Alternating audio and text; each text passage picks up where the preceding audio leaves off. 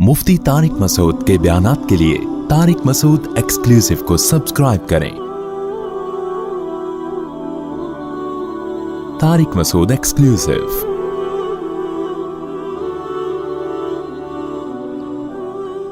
मैं आपको एक दिलचस्प बात बताऊं जो बड़ी डेंजरस है लेकिन है हकीकत, एक कड़वी हकीकत। यूरोप में जब मजहब से बगावत पैदा हुई है ना, मजहब से बगावत, उसमें ये तकरीबन कहा जाता है कि 16वीं सदी हिजरी में, यानी सदी ईसवी में, यानी 1500 के बाद, अभी तो 2022 चल रहा है ना, तो 1500 तक तो यूरोप में ईसाइयत के उरूज का ज़माना था। 1599 तक ईसाइयत के उरूज का ज़माना। अदालतों में पादरी, निकाह पढ़ाने वाले पादरी, तलाक़ों के फतवे देने वाले पादरी, गुनाह माफ़ करवाने पादरी के पास जाना पड़ेगा। बादशाह सलामत के दरबार में पादरी का वजूद ज़रूरी था, वो पादरी से मशवरे लिए बगैर नहीं चल। ये ईसाई स्टेट्स थी।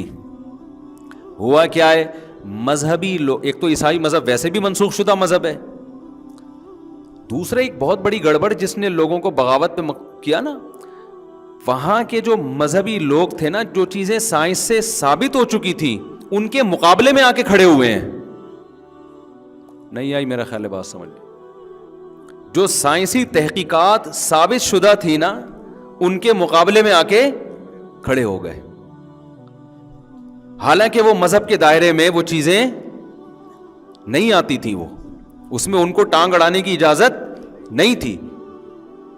हर चीज में ना, हर चीज में, हर चीज में जिस चीज का मजहब से बराह रास्त ताल्लुक नहीं भी है, अब मिसाल के तौर पर गुर्दे की जो पथरी निकलेगी, कौन सी दवा खाने से निकलेगी, इसका मौलवी साहब से कोई ताल्लुक है?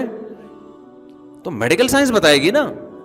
सूरज जमीन के गिर्द घूम रहा है या जमीन सूरज के गिर्द घूम रही है, या मशरिक से निकलता है, मगरिब से निकलता है, या चांद गर्दिश कैसे करता है, ये तो जमीनी हकाइक है ना। जमीन गोल है कि चिपटी है, इसका मजहब से बराह रास्त कोई ताल्लुक नहीं है। अब उन्होंने क्या किया कि हर फील्ड में ना कि हम चुमा दीगरे नीस्त, उसका रिजल्ट ये निकला कि आहिस्ता आहिस्ता मजहब से बगावत होना शुरू। जो लिबरल तबका था ना, जो किसी हद तक मजहब से मोहब्बत करता था, पादरियों की इस किस्म की हरकतें देख देख के उसको मजहब से नफरत होना शुरू हो गई।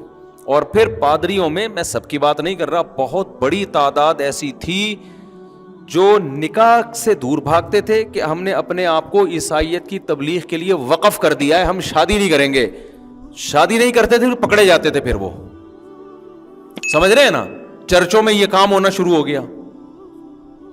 उससे भी उनका इमेज बहुत ज्यादा खराब हुआ। तो आहिस्ता आहिस्ता लोगों ने कहा भाई ये मजहब से, ये मजहब ही गलत है, और ऐसी जान छुड़ाई के ऐसे इंतहा पे जाके खड़े हुए हैं ना कि अब उनको महसूस हो रहा है कि ये हमने मजहब से बगावत करके क्या अपने सोसाइटी का हशर किया है। लेकिन आए कैसे उसकी तरफ? तो इस्लाम में भी ये हुआ है कि बहुत से, क्योंकि इस्लाम दीन आखिरी दीन है ना, और रसूलुल्लाह सल्लल्लाहु अलैहि वसल्लम ने फरमाया मेरी उम्मत गुमराही पे कभी जमा नहीं होगी। ईसाई मजहब तो ऐसा था कि उसके बाद तो नए पैगंबर ने आना था और मोहम्मद सल्लल्लाहु अलैहि वसल्लम आ गए, तो अल्लाह ने ऐलान कर दिया अब दीन इस्लाम है, अब अल्लाह ईसाइयत का जिम्मेदार नहीं है, अब अल्लाह इस्लाम का जिम्मेदार है, और नया नबी नहीं आएगा, इस्लाम महफूज रहेगा। और उसकी हिफाजत का जिम्मा ऐसे अल्लाह ने लिया कि हदीस में आता है कि उम्मत अब गुमराही पे जमा नहीं होगी, यानी इस उम्मत के सारे मजहबी रहनुमा उलमा गुमराह नहीं हो सकते। लेकिन ये बात तो दुरुस्त है कि सारे गुमराह नहीं है, मगर हदीस में ये नहीं है कि सारे हिदायत पर भी हो सकते हैं, ये कहीं भी नहीं है हदीस में। जो मुशाहिदा बता रहा हूं ना, बहुत से लिबरल लोग जो मजहब पे आना चाहते थे, बाज मुतशद्दिद उलमा का रवैया देख के, उनके ऐसे फतवे जो इस जमाने से बिल्कुल मैच ही नहीं करते, वो देखकर वो दीन से पीछे हटे हैं। नहीं आ रही मेरा ख्याल है बात समझ? वो देख के वो दीन से पीछे हटे हैं। अब वो उसकी मैं ज्यादा डिटेल में जाऊंगा तो क्लिप बनना शुरू हो जाएंगे, फिर लोग वो फलाना मौलाना का क्लिप लगाएंगे, देखो मुफ्ती साहब इसके खिलाफ बात कर रहे हैं। मैं उसकी ज़्यादा डिटेल में नहीं जा रहा, लेकिन दीनी तबके की ये बहरहाल जिम्मेदारी है कि वो ان چیزوں کا جن کا میڈیکل سائنس سے تعلق ہے, جن کا سائنسدانوں سے تعلق ہے, اور مذہب نے اس کے بارے میں خاموشی اسی لیے اختیار کی ہے کہ بھائی اس میں کوئی بھی نظریہ رکھ لو, اس میں مذہب کو زبردستی داخل کرنے کی کوشش نہ کریں, ہر جگہ رکاوٹ نہ بنے آپ. ہم نے جب دیگر علماء کو دیکھا, بہت سارے حضرات کو دیکھا, جب ان کے ساتھ بیٹھے تو ہمیں پتہ چلا بھائی اصل تو یہ ہے. تو چند دیکھ کے چاول کو دیکھ کے اندازہ نہیں لگانا چاہیے. چند مولوی فراڈی ہوتے ہیں, ان کو دیکھ کے لوگ اندازہ لگا لیتے ہیں کہ یار یہ سارے ایسے ہوں گے. ایسا نہیں ہے, آپ چلیں پھریں تو بہت سے مولوی آپ کو ایسے خاندانی ملیں گے. پھر ہمیں خاندانی جیسے مولویوں میں ملے نا, ہمیں عام طبقے میں ایسے خاندانی لوگ اب تک تلاش کے باوجود نہیں ملے. اتنے خاندانی ہے تو ہوتے ہیں عام طبقے میں بھی, اتنے خاندانی نہیں ہوتے. تو اس لیے یہ جو جذباتی تقریریں ریاست کے اگینسٹ, بغاوت, خلافت کے نام پہ اور اس طرح کی چیزیں, یہ چورن منجن بکتے بہت جلدی ہیں. لوگ کہتے ہیں حق پرست ہے, لیکن ان کا جو آگے چل کے رزلٹ نکلتا ہے وہ رزلٹ اچھا نہیں ہوتا. اچھا بات چل پڑی ہے تو ایک اور میں وضاحت کر دوں. 1-2 ہفتے پہلے میرا بیان گیا کہ حدیث میں آتا ہے کہ تم پر کوئی پچکے ہوئے سر والا بھی مسلط ہو جائے نا تو بھی اس کے خلاف بغاوت مت کرو. تو بعض لوگوں نے میرے خلاف کلپ چلایا کہ مفتی صاحب آدھی حدیث بیان کر رہے ہیں, پوری حدیث بیان نہیں کر رہے. پوری حدیث میں ما اقاموا فیکم کتاب اللہ, کہ جب تک وہ اللہ کی کتاب تم پہ قائم کریں, یعنی اگر وہ اللہ کی کتاب قائم نہیں کر رہے تو گویا اس سے یہ اخذ کیا جا رہا ہے پھر اس کے خلاف کیا کرو, بغاوت کرو. یہ بات درست ہے, بعض حدیثوں میں یہ ہے, لیکن بعض حدیثوں میں اس سے بھی زیادہ صراحت ہے کہ اگر تم پہ ظالم حکمران مسلط ہو جائیں. صحابی نے عرض کیا یا رسول اللہ اگر مجھ پہ ظلم کریں, فرمایا وَإِن ضَرَبُوا ظَهْرَكَ, تمہاری پشت پہ کوڑے بھی ماریں پھر بھی اس اسٹیٹ کے خلاف تم نے بغاوت نہیں کرنی ہے. اس پہ لوگوں نے جو نیچے کمنٹس کیے ہوئے ہیں نا, وہ کمنٹس یہ کیے ہوئے ہیں کہ یہ مولانا میرے بارے میں کہ یہ اصل میں سرکاری مفتی ہے اور یہ لوگ دین کو قائم کرنا چاہتے ہی نہیں ہیں, یہ صرف اپنے نماز روزے میں لگے ہوئے ہیں. میں نے اس بیان میں کب کہا کہ ہم دین کو قائم نہیں کرنا چاہتے؟ دین کو قائم کرنا ہماری سب سے پہلی ذمہ داری ہے, لیکن قائم کرنے کا طریقہ وہ نہیں ہوگا جو آپ بیان کر رہے ہیں. اس سے قائم ہونے کے بجائے رہا صحابی ختم. سوال پیدا ہوتا ہے پھر ریاست کو ٹھیک کیسے کریں, کہ اپنے حال پہ چھوڑ دیں؟ ہم اپنے حال پہ چھوڑنے کا کبھی نہیں کہتے. ہم کہتے ہیں ٹھیک کرنے کا وہ طریقہ اختیار کرو جو سوٹیبل ہو, اس کے سائیڈ افیکٹ کم سے کم ہے. تو جہاں لڑائی ہے وہاں لڑو آپ, کس نے منع کیا؟ لیکن لڑائی کے لیے یہ ضروری ہے آپ کے پاس اتنی پاور, اتنی قوت, اتنی پاور اسباب کی دنیا میں ہو کہ آپ ریاست کا تختہ الٹنے کی طاقت رکھتے ہو, اتنی پاور آپ کے پاس ہو.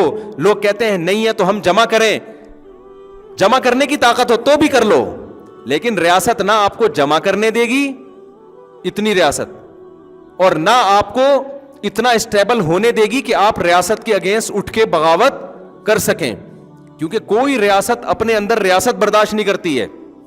نہیں آ رہی میرا خیال ہے بات سمجھنے. دیکھو نبی صلی اللہ علیہ وسلم نے فرمایا من رأى منکم منکرا فلیغیرہ بیدی, تم میں جو شخص ہاتھ سے برائی کو روکنے کی طاقت رکھتا ہے وہ ہاتھ سے روک دے. آگے کیا فرمایا فإن لم یستطع, اگر ہاتھ سے برائی کو روکنے کی طاقت نہیں ہے تو زبان سے. کیا مطلب؟ ایک اسٹیپ ایسا بھی آتا ہے جب ہاتھ کی طاقت نہیں ہوتی, تو ہاتھ کا مطلب ہاتھ نہیں ہے, تلوار بھی اس میں داخل ہے, ایٹم بم بھی اس میں داخل ہے, میزائل بھی اس میں داخل ہے. تو ریاست کے اگینسٹ عوام کے پاس ایسی پاور ہوتی نہیں ہے کہ وہ اٹھ کے پوری ریاست کا تختہ الٹ دے. ادھر فوج کھڑی ہوگی, ٹینک ہوں گے, بڑے بڑے میزائل ہوں گے, ادھر آپ کے پاس غلیلیں بھی نہیں ہوں گی. اور جو 20 آدمی آپ کی تحریک میں آئے ان میں 10 ایجنسی کے لوگ ہوں گے, وہ آپ کو پکڑوانے کے لیے آپ کی تحریک میں شامل ہوئے ہوں گے. نہیں یاری میرا خیال ہے بات سمجھ میں. تو ایسی بات کرتے کیوں ہو جو گراؤنڈ ریئلٹی میں ممکن ہے ہی نہیں. فوراً مثالیں دی جاتی ہیں رسول اللہ صلی اللہ علیہ وسلم کی کہ آپ صلی اللہ علیہ وسلم نے جب جہاد کیا تھا تو گراؤنڈ ریئلٹی تھی 100% تھی. جب مکہ میں آپ 13 سال رہے, گراؤنڈ ریئلٹی کہہ رہی تھی کہ ابھی مت لڑو, آپ میں طاقت نہیں ہے, لہذا آپ 13 سال تک نہیں لڑے. کیونکہ بلال حبشی کے سینے پہ پتھر رکھے جا رہے ہیں, ان کو گرم ریتوں پہ لٹایا جا رہا ہے, وہ اپنا دفاع نہیں کر پا رہے, اور ان کو کہا جائے گا کہ اس ریاست کے اگینسٹ ہم نے مکہ میں خلافت قائم کرنی ہے. وہاں سے نبی نے ہجرت کی ہے. ہجرت کی ہے تو مدینہ میں بھی بغاوت نہیں کی ہے, اس لیے کہ مدینہ والوں نے آپ کا استقبال کیا, آٹومیٹکلی ریاست قائم ہو گئی. پھر زخمیوں کے علاج کے لیے ایک ریاست مل گئی, پھر اٹیک کرنے کے لیے ایک ریاست مل گئی, فوج مل گئی. تو تمام چیزوں پھر جتنی لڑائیاں ہوئی دفاعی ہوئی ہیں کہ جو اٹیک کر رہا ہے اس کو روکو کسی طریقے سے, خود سے حملے نہیں کیے جا رہے. جب اتنا بڑا لشکر تیار ہوا ہے اس کے بعد جا کے آپ نے مکہ پہ اٹیک کیا ہے, اور ایک اسٹیٹ تیار ہوئی ہے, اسٹیٹ نے اسٹیٹ پہ اٹیک کیا ہے, 4 آدمی اٹھ کے نہیں اسٹیٹ پہ اٹیک کر رہے تھے. تو اب یونیورسٹیوں میں بعض دفعہ یہ ذہن بنایا جا رہا ہے لڑکوں کا کہ بھئی اپنی نماز روزے میں لگے رہو گے, اسٹیٹ کی دین کون قائم کرے گا, دین قائم کرنے کے پیچھے یہ پیغام چھپا ہوتا ہے. اور لڑکے ایک نیا امیر آئے, نیا کمانڈر آئے اور پورا نظام کیا ہو جائے. تو ایسا نہیں ہوتا, یہ اپنی صلاحیتوں کو ضائع کرنے. ہاں صحیح طریقہ کیا ہے کہ آپ کا ایک اسلامی کنٹری پہلے سے ہے, اس کے آئین میں یہ بات ہے کہ قرآن و سنت کے منافی کوئی قانون نہیں بنے گا. تو جب اس کے آئین آپ کا ساتھ دے رہا ہے تو گڑبڑ یہاں ہو رہی ہے کہ اسمبلی میں جو لوگ جا رہے ہیں, بیوروکریسی میں جو لوگ جا رہے ہیں وہ اسلام پسند نہیں ہے. تو بھائی آپ تعلیمی نظام, جیسے ان لوگوں نے تعلیمی نظام پہ ناجائز قبضہ کیا ہوا ہے, آپ جائز قبضہ کر لو. آپ ایسی ٹیم تیار کرو بیوروکریٹس میں, وہ جب آگے جائے گی, ججز ہوں گے, فوج کے افسران ہوں گے, اس طرح سے آپ تبدیلی لے کر آؤ, ساری دنیا آپ کو ویلکم کرے گی. جو جامعۃ الرشید کر رہا ہے اور بھی دیگر ادارے کر رہے ہیں, آج نہیں 20 سال 30 سال کے بعد اس کا رزلٹ ظاہر ہوگا.